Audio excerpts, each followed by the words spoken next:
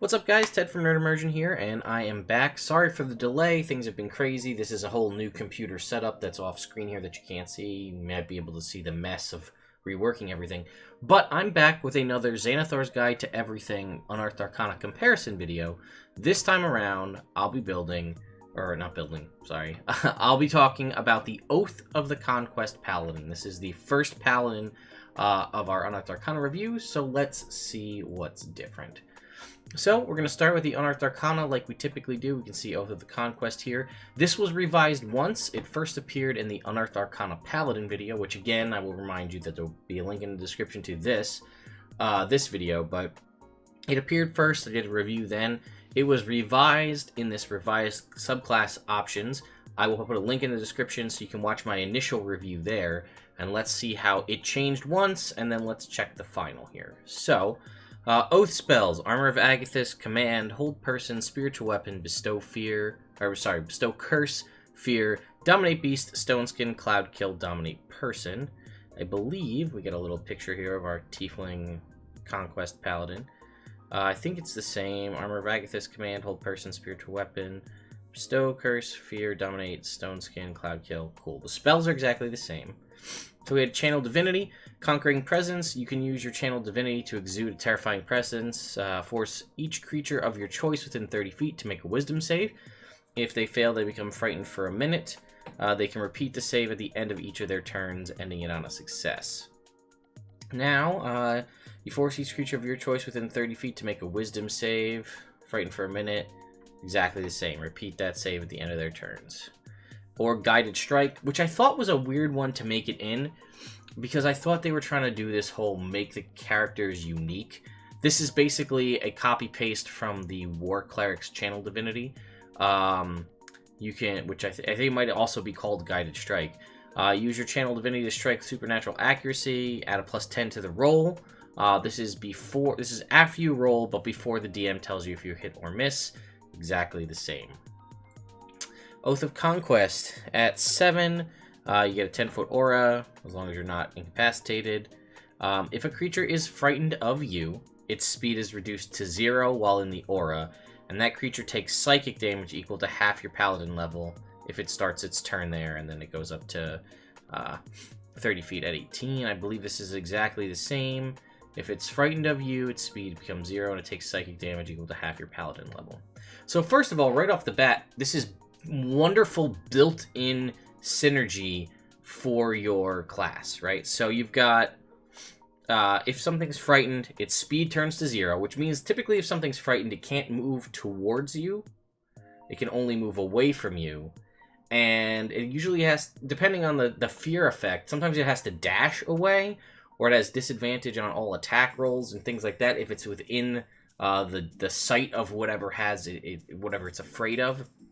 So first of all, this is an always-on thing. This is an aura. So if you get within 10 feet of somebody, this is happening. It doesn't do anything to them unless they're frightened. But that means you can walk up to somebody and then do something to frighten them, and then this knocks into effect. So we could use our Channel Divinity Conquering Presence, where it has great synergy at level 18 when your aura is 30 feet. But basically, you walk up to somebody, get within 10 feet, pop off your Channel Divinity here as an action. They have to make a Wisdom saving throw. If they fail, they're frightened. If they're frightened, their speed becomes 0. And if they start their turn there, they take damage equal to half your paladin level. Reminder, their speed is 0. So unless they have teleportation or some other means to move, they can't move away from you because their speed is 0. So they have to take that damage, which is a pretty nice built-in synergy to just have as part of your class. So that's a cool option. Don't forget, at 9th level, you also have access to the Fear spell, which also lets you push people away from you. And I believe if it's the Fear spell, they have to use their action to dash away from you. But they can't dash because their speed is 0, so they just don't do anything. I could be wrong on the Fear spell, I'm just going from memory, but and that's a cone. So again, at level 18, Aura of Conquest mixed with Conquering Presence means everything that you choose within 30 feet has to make a Wisdom save. And if they fail, their speed becomes 0. And if they start their turn there, which they would have to, because unless they pass the save, because you know, they are also affected by this and they can't move. Not that it matters, but also at level 18, as a paladin at level 10, you get the kind of, I don't know if it's Aura of Courage or whatever it is, the one that makes your allies immune to fear, yourself included. So even if this wasn't the case at 30, or I'm sorry, at 18, that aura becomes 30 feet as well. So not only would you be preventing your allies from being frightened, but you are also terrifying everybody else. I will say it does specifically state for the aura they have to be frightened of you. They can't just be frightened as per the condition. So, okay. So, sorry, we got a little, went off a little on that. So let's talk about Scornful Rebuke. Whenever a creature hits you with an attack, they take psychic damage equal to your charisma modifier if you're not incapacitated. Scornful Rebuke. Whenever a creature hits you with an attack, they take psychic damage equal to your charisma modifier. So again, let me paint that picture for you. You have this aura, you're menacing, you're terrifying. You terrify these people, right? Now they can't move away from you. So they can't run away. They're going to swing at you with disadvantage because they're afraid. Also, reminder, Conquering Presence is not concentration. So if they hit you, it doesn't do anything. But somehow they manage to strike through the disadvantage from the frightened effect. They hit you, and it hurts their brain. They take psychic damage equal to your charisma modifier. So not only are you doing this great job of locking down your opponents so they can't move away, potentially grouping them up possibly to allow a nice big blast from your AoE caster, or at least allow your fighter to kind of come, or whoever else to come in and just make quick work of these guys, which is awesome. If they somehow manage to hit you, it hurts them.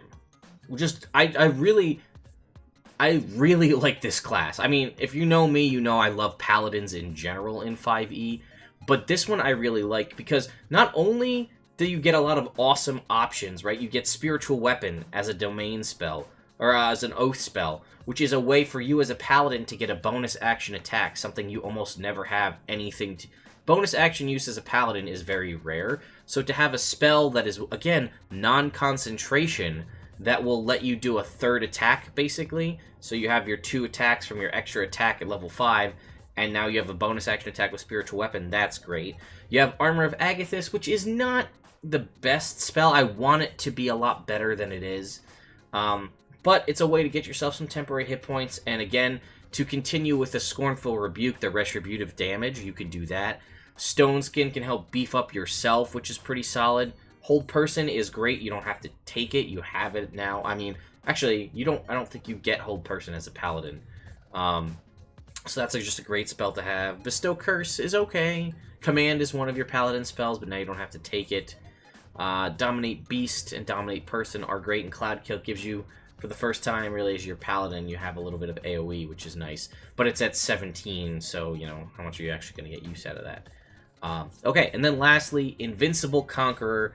At level 20, you get kind of one of your paladin... a lot of the paladins have either a really powerful level 20 ability that's always on, or like a transformation ability that lasts for a minute or so, or an hour, depending on the ability. So you become an aura, or an avatar of conquest for a minute. During this time, you have resistance to all damage. Whenever you take an attack on your turn, you can make an additional attack as part of that action, so that lets you be a paladin with 3 attacks. Which again, as a reminder, at 20th level, you'll already have improved Divine Smite from level 11, so each one of your swings does the base damage of the weapon, plus an additional d8 radiant damage all the time, so a third attack for you is big. Also why hasting you is also very powerful to other players, because at level 11 and beyond, they're just doing extra damage per hit. So giving them extra attacks allows them to just do consecutively, more damage. And you crit on 19 or 20. So, again, Paladin crits are right up there with Rogue crits for some of the most powerful single target damage in the game. Let's check if that changed at all. Avatar of Conquest for a minute, resistance to all damage, extra attack, crit on 19 or 20, and it's once per long rest. So yeah, from the published version of, or the Unearthed Arcana version of the Oath of Conquest Paladin, to the final version, it is exactly the same. Word for word. I didn't check the tenets. Douse the flame of hope. Rule with an iron fist. Strength above all. Yeah, alright, so it's basically exactly the same. But it's because it's good. Now, I will admit, it's been a little while. I was really harsh on some of the other classes, some of the fighter stuff and some of the monk stuff. And while I may have did a little bit of a snap judgment, which I did them during, I read them during the video. I read them once, but I kind of did the full review during the video. So you guys were getting my live actual reaction to a lot of that. And yeah, I'm coming back to it. I'm a little bit more reserved. I'm a little less crazy against them as I was back then.